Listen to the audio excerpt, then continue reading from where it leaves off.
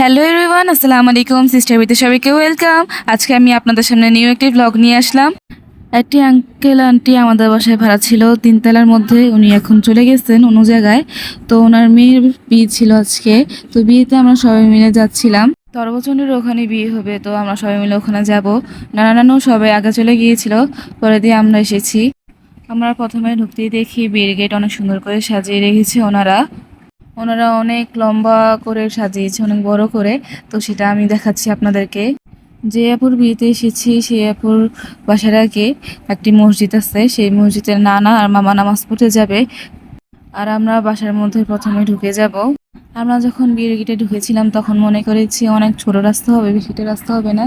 গিয়ে দেখি অনেক বড় রাস্তা, রাস্তা শেষই হয় না। আমাদের তিনতলার ভাড়াটিয়া যে ছিল আন্টি আঙ্কেল, ওনাদের বাসায় এখন আমরা ঢুকছি। তো ঢোকার আগে একটি প্যান্ডেল বসানো হয়েছে খাবারের। তো খাবারের কিছু একটা ভিডিও করে নিলাম যে কে কে বসেছে এখানে। বেশি একটা মানুষ বসেনি তখন। তো আগে আমরা বাসায় ঢুকে নিয়ে দেখলাম যে আপুকে কিরকম করে সাজানো হয়েছে। আপুকে অনেক সুন্দর দেখা যাচ্ছিল, বাট অন্ধকারের জন্য বেশি একটা বোঝা যায়নি।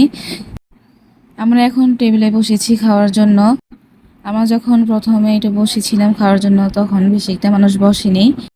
আর এখন আমাদেরকে খাবার সার্ভ করা হচ্ছে। প্রথমে পোলাও আর কাবাব দিয়েছে আমাদেরকে খাওয়ার জন্য। আমাদেরকে সরিষার ইলিশ দিয়েছিল। সরিষার ইলিশটা অনেক মজা ছিল। আমি বেশি এটা খেতে পারিনি সরিষা ইলিশটা। সরিষা ইলিশ না খেতে পারার কারণে আমুকে দিয়ে দিয়েছিলাম, আমু খেয়েছে আমার সরিষা ইলিশটা। সরিষা ইলিশ দেওয়ার পরে এখন রোস্ট দিচ্ছে, রোস্ট খাবো। রোস্টটা আসলে অনেক মজা হয়েছিল এখানকার।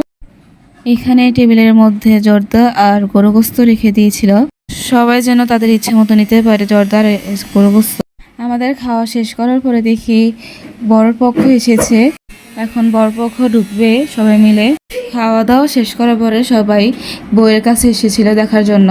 সবাই বসে বসে বউয়ের সাথে গল্প করছিল। আর এর ফাঁকে দিয়ে নানাও এসেছে বউয়ের সাথে দেখা করতে।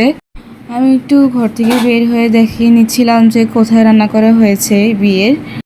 যে লোকটি মামাকে জড়িয়ে ধরেছিল তিনি হচ্ছে আমাদের তিনতলা ভাড়া থাকতো, ওনার মেয়েরই বিয়ে খেতে এসেছিলাম আমরা। এখন হীরারা আমি বরের সাথে গিয়ে ছবি তুলবো। আমরা এখন বাসায় চলে যাব, তাই আশেপাশের দৃশ্যটা দেখিয়ে নিলাম।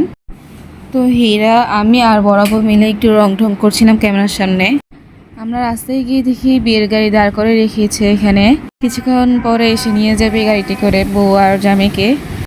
আমরা রাস্তায় বের হয়ে অনেকক্ষণ ধরে গাড়ি খোঁজাখুঁজি করছিলাম, কিন্তু পাচ্ছিলাম না গাড়ি।